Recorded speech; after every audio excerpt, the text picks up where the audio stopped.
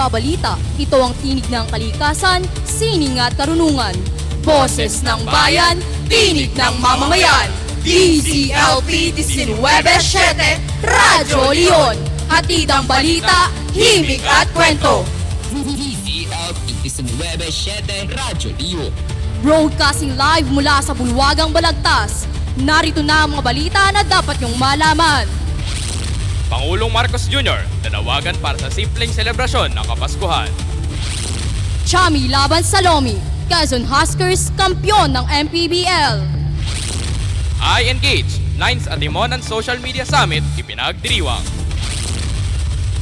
Abangan, pailaw sa Kapitolyo masasaksihan na mamayang gabi. Mabuhay Quezon! Mabuhay Atimonan! Ang oras ay ganap na ikalawa ng hapon, makalipas ng 41 minuto. Ako si Lian Almeida, ang inyong tagapagpahayag ng tinig. At ako naman si Carlo De La Fuente, nakadirekta para sa balita. Ito ang DZLP 19.7 Radyo Leon. Alamin natin ang pinakamainit na balita ngayong araw. Panawagan ni Pangulong Marcos Jr. para sa simpleng selebrasyon ng Kapaskuhan. Para sa detalye, narito si Margaret Maaliw. Nanawagan si Pangulong Ferdinand Marcos Jr. sa mga ahensya ng gobyerno na gawing simple ang pagdiriwang ng Pasko bilang pakikisa sa mga naapektuhan ng mga nagdaang bagyo mula Oktubre hanggang Nobyembre. Ayon sa inilabas na pahayag ng Office of the Executive Secretary, bagamat walang opisyal na kautusan umaasa ang Pangulo na magtitipid ang mga kawani ng gobyerno.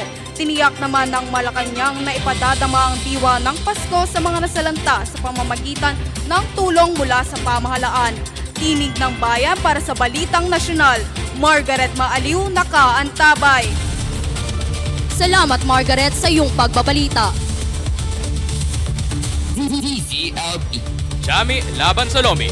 Quezon Huskers kampyon na MPBL. Para sa Balitang Sports, Lian, partner, pasok! Nagdiwang ang Quezon Huskers matapos masungkit ang kanilang kauna-unahang South Division Championship win sa Maharlika Pilipinas Basketball League o MPBL noong November 14, 2024.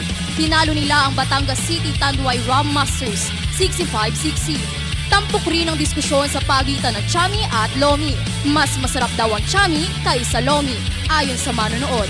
Para sa mainit na balitang sports, Lian Almeida. Salamat Lian! Sa aming pagbabalik, I Engage, 9th Atimonan Social Media Summit ipinagdiriwang.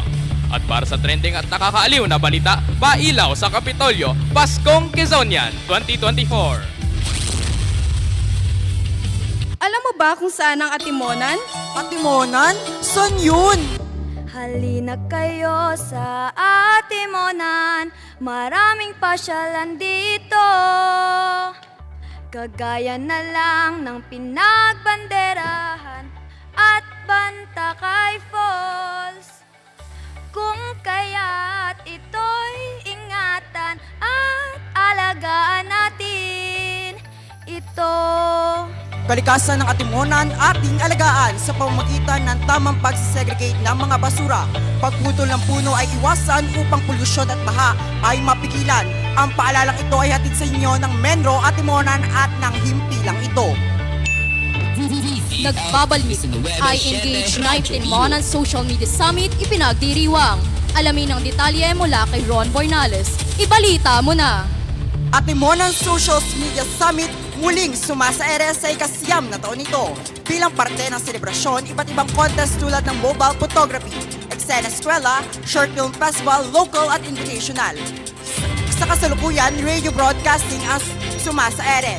At ang selebrasyon ay naglalayong may pakita ang talento ng bawat Quezonian at Atimonanin sa makabagong normal ng Atimonan. Para sa Balitang Lokal, Ron Bornales, alertong nakadirekta. Salamat Ron! Para sa trending at nakakaaliw, Trisha Villa, ating makakapiling. DZLP.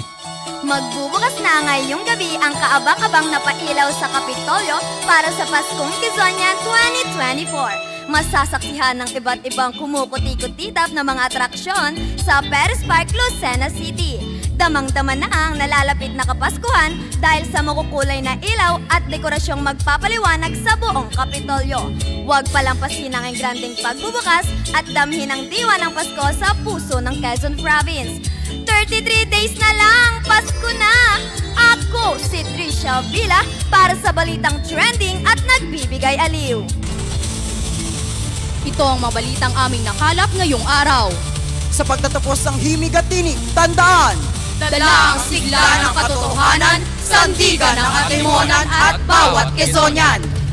Maraming salamat sa inyong pakikinig sa DZLP 19-7, Radyo Leon. Ako si Lian Almeida, Ako naman si Carlo de la Fuente.